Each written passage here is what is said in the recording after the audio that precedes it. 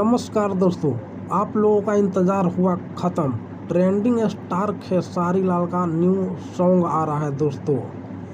Centre पे रेंटर बड़ी blast होने वाला है दोस्तों। लग रहा है कि इस बार भोजपुरी इंडस्ट्री में लग रहा है अपना कब्जा जमा कर ही रहेगा दोस्तों। क्योंकि मैं इसलिए कह रहा हूँ क्योंकि ट्रेंडिंग स्टार खेसारी लाल जब गाना लेकर आता है, एक लेकर आया था सेंट के सीसी, अब लेकर आया है सेंटर पे रेंटर। देखते हैं कितना ब्लास्ट होता है दोस्तों।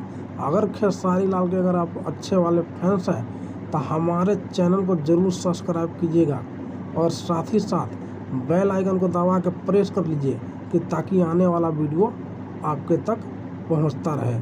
जब तक के लिए